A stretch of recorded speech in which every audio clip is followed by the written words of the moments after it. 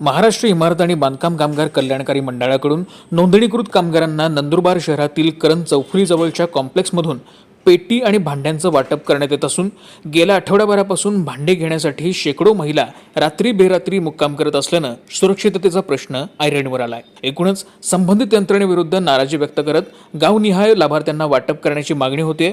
शासनाच्या इमारत आणि बांधकाम कामगार कल्याणकारी मंडळाच्या वतीनं भांड्यांचं वाटप करण्यात येत आहे। रस्ता दुभाजकावर झोपून रात्र काढत पुन्हा सकाळी भांडी घेण्यासाठी रांगेत नंबर लावल्याची संतप्त प्रतिक्रिया शहादा तालुक्यातील लाभार्थी देत आहेत।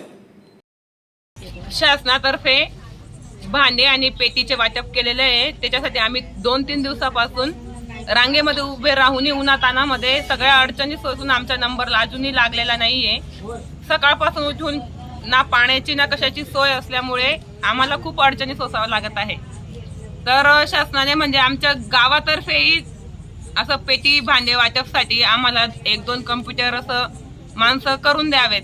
आम्हाला रोज तिथून यावं लागतं, रोज रांगेत 2-2 दिवस मुक्काम राहावं लागतं। खूपच अडचणी निर्माण होत आहे। किती दिवसांपासून मुक्काम करताय तुम्ही? आम्ही दोन दिवसापासून आज 3रा दिवस। वंदना विठ्ठल पाटील बोलते। आम्ही 3 दिवसापासून आयुष्मान होतोय। आम्हाला पाण्याची सोय नाही, जेवणाची सोय नाही। आम्ही 9ची गाडीमध्ये शाद्यामधून येतो, दिवसभर तापमानमध्ये उभे राहतो। आमचे नंबर आले का 6 वाजता ते बंद करून देतात। आम्हाला पाण्याची सोय पण नाही। आम्ही 20 रुपयाला पाण्याची बाटल घेतो पितो। एक पहिले आम्हाला बांधकाम विभाग ऑफिसमध्ये जावं लागतं पहिल्या वेळेस। तिथं आम्हाला 300-400 नंबर तिथं लागून राहतात पहिले ऑलरेडी।